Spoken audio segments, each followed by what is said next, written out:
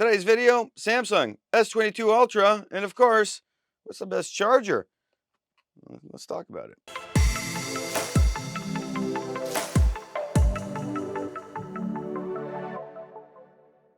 Just a quick note, I made this video and a couple others on the Samsung S22 Ultra back in June of 2022. However, I did not publish it right, and then I went on my trip, and a whole bunch of business stuff came up along the way, and here we are, 6 months later, is it? So I thought, hey, let's show you what it was like when I got the phone still, and then, of course, I'll be making new ones so you can see what the experience has been since. Welcome back to another video. My name is Nikos. Today we're talking about the Samsung S22 Ultra, and of course, the charger. What is the charger you should be going for? Many videos are out there. I suggest you watch all of them and get all the info you can. Go read all the articles, figure it all out before you go and buy anything. But then buy anything that is going to be returnable. Because at the end of the day, you need to test it because they're not all truthful. This is what I've realized. And you got to test what's best for you.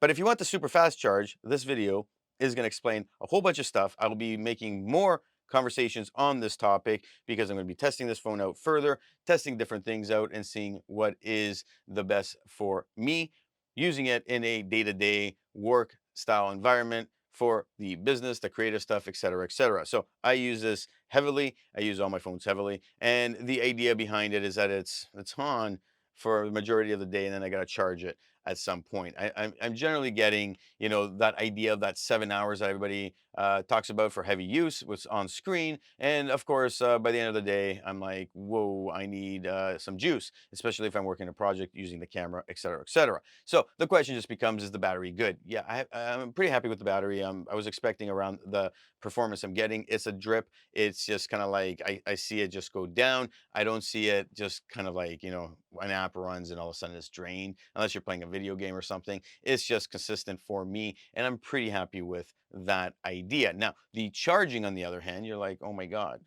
it takes forever. It takes forever. The fast charge, like it's fast, I guess, but the super fast is faster. Not a 65-watt super fast charge from like something like OnePlus, 9 or 8T, where you're like, 15, 20 minutes, you're like, we're back in business. This is more like, hey, I get the super fast charge, and in a good 20 minutes to 30 minutes, I'm in something reasonable and I'm good to go. Say it's at 20%, I can get up to that 60, 70%. We're off to the races. Now, the idea of what I've been calculating on is leaving it at 85% as its max so that I can make sure that the battery lasts long. And of course, I'm going to be taking some trips, so I will change it to 100%, but it's generally good to get it up to 85% and then let it work from there. The idea behind how the battery works when it's charging. These are a few things that you got to put into perspective. When this phone gets hot, 40 degrees hot, you will notice that it slows down. Now, between 37.5 to 38, all the way up to 40, it will start to slow down. So I've had it in my car. I was driving in the sun. YouTube was playing. I had it plugged in, and then I noticed it wasn't, charging as fast as it should. And I was like, why is that happening? So I was doing some just different tests by myself with the air conditioner, trying to cool it down, and all of a sudden you see it pop up and get moving. Now, the question that everybody will ask me is, what app am I using? This is the let me hold it on this side. This is the Accu Battery app, and basically it'll tell me how fast the the phone is charging and the current that's going into it. Now, when you are charging this on a regular charge, it'll be between 500 to maybe 1500 milliamps, and then in fast charge, it can go up to 4000, and between 2000 to 4000. Usually around 1800 is the lowest, and then in super fast charge, you'll get up to like 6000. 200, 6,400 is the highest I saw in milliamps. So this app is pretty great. I like it overall to tell me certain things. Is it 100% with every phone? Well, something like the OnePlus 8T has 2 batteries, for instance, and you'll try to look at it and be like, why isn't the battery accurate in certain things? But I found a lot of accuracies with most of the Samsung products with this phone. Now, this will tell you like the on-screen time and what you're wasting, et cetera, et cetera. So when you're looking at this, you got to put that into perspective. The other side of things is that the way the phone is designed, that as it's getting up into the 50s, 50%, it will literally slow down. So if you're doing super fast charge, you're getting 6000 milliamps. it will slow down to maybe 4,000. And then as you get up into that 80 mark, it will slow down even more. So the idea here becomes, as the battery fills up, to protect the battery, it is slowing down that charge. And then you sit there and you go, okay, so if you're testing this out, make sure you are testing it in a way where it makes sense for the amount of amps that are going into it, or the wattage that's going into it. Okay. So the journey here, and I wanted to put in to perspective a few things. I bought a lot of different chargers that I've tested. I went for something like this, is the Minix, and it's 100 watts, and on it it does have the PD 3.0. It does have the idea behind the quick charge, the QC 3.0, and it should work. I bought this because I'm traveling. It's got the different plugs for international, and I was looking for something that was not, Samsung, because I need to use it around the world, and I wanted to use it for other things like my laptop as well. So that's why I went for something like 100 watts. And this came up because I did type in to the Amazon PD 3.0, and you want to check the PPS and make sure PPS is part of the protocols in whatever charger you're buying. The PPS is, I believe, what is that super fast charge, and you need to have the PD 3.0. So I didn't look specifics for this, and I regret that. I bought this right when I bought the phone.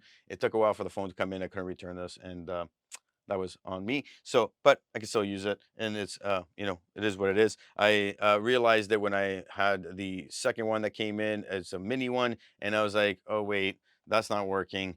And this was part of that search that I did with Amazon. So always double check everything. Now, when it comes to something like this is SyncWire, and I will leave the links, of course, below. Now, this one does have the PPS, and I believe at the end of the day, you will get what you need as long as it has the PD 3.0 PPS. I'm gonna be double checking stuff as we move forward, but this is where we're at. This does do the super fast charge, and it's super fast. It's awesome. So there are two different Type C connections here that you would hook up to, and one does the super fast, the other one does not. And of course, you can get the different wattage with this. So this comes out to 67 watts.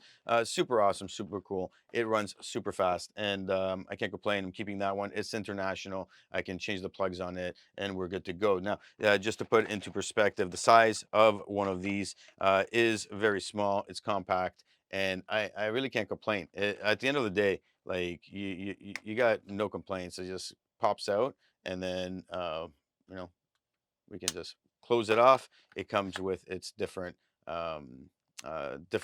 plugs, and of course, the idea of it is 100% working with the super fast charge. So you plug it in, you're at 20%, it'll say super fast charge, it'll charge in about 20 to 30 minutes, and you'll get back up to like 60, 70 in no time. It's pretty smooth. So to put it in perspective, when you're looking at car chargers, because I'm a car guy and I drive a lot, um, there are a whole bunch on the market. The old ones will not do the super fast charge, and your phone just sits there. I have a whole bunch of different car chargers. So I went on the hunt, and I found these two. This one is 105 watts, super awesome, and it's great. Now, on the other hand, this one, okay, this is from Baseus. I will leave all the links below. This one is actually working, and when you're looking at it and you're saying, okay, 65 watts versus this 105, should this be working the same amount? Here's the thing: all the chargers that I've been testing, the ones that are working, the ones that aren't working, the ones that say they do the charge, the super fast charge, the ones that say they don't, they're not all the same. So this one from Baseus, it does a job. It, and you'll see it go right up to 6,000 milliamps. As you plug it in, it'll take maybe 3-4 seconds, and it'll pump up. Super awesome. Stays there through the charge as you get to that 50 to 60%. And this one, though, on the other hand, the USAMs, it it works. It takes a while for it to jumpstart, and then it works. But then what you'll notice is that it goes to 6,000, and then it drops down to 2,000, goes to 5,000, and then drops all the way down to like 100. And you're like, what is going on? Now, the other chargers I have, again, the same thing. When it's just fast charge, I'm seeing it move up and down. And depending on the protocol and depending on how well these are made and the manufacturers that process, I guess, the technology they're using and how everything fits the narrative with the heat, because these do heat up, and same with your chargers, it will cause an issue and you won't have that idea of that milliamp staying at like 6,000 or 5,000 above. And that is something that you do need in order to achieve the charge and that time. So this is why when I'm looking at it and I'm saying to myself, why are people finding, when they're doing the comparison videos and or they're testing different ones and they're saying, like, for instance, the Samsung 25 versus the Samsung 45 watts, it's, the newer one, oh, it's only 10% difference. For me, on these other that I'm testing, I'm getting way more now. I don't have the official numbers. I'm still testing them out, but I'm getting like close to like 25 or 30% faster. So, I mean, it's night and day to what people have been talking about. And this is why I'm saying go check out the reviews and then go buy the ones that you think are best that you can return them from so that you can test them out. Because honestly, this was, the price difference wasn't that bad.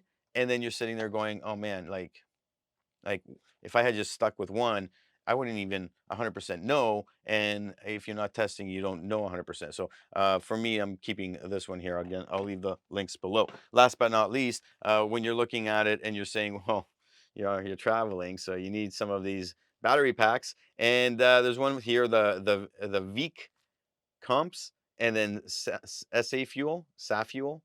Okay. The SAF fuel, from what I read and what I saw and the reviews, it seemed that this was going to work.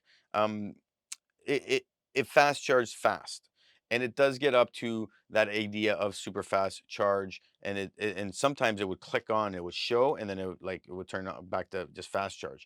This one though, from Veek comps, this one is 100% PD 3.0, and the PPS actually gets it to that speed. And literally, you can charge your phone with this at super fast charge, and it sticks in between that 5,000 to 6,200 milliamps. So you're getting the speed you need, and you can't complain with one of these. Just make sure that you're checking that the protocols are there. This one, of course, it didn't do it, so it's going back. And the idea that you can get fast charge with these battery packs and the car charger, awesome, awesome, awesome. So again, when you're looking at anything, ask yourself, what do you need, and do you want to spend the money on something from Samsung?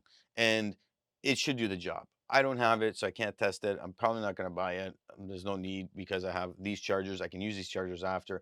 I'm I'm happy to have what I have. It's not a big deal. And I'm going to go this route. I'm spending a little bit more, in some cases, but in other cases, like the idea of these chargers being around that $50 to $70 mark, it's around the same money when you're looking at it with the Samsung 45. So I mean, you know, up and down. So I'll leave all the links below. Do buy something where you can test it out, check it out, make sure it's good for you, make sure it's doing the job, because you need it at the end of the day. I will leave the links below. And of course, check out the other videos on the Samsung phones. I'll be making more.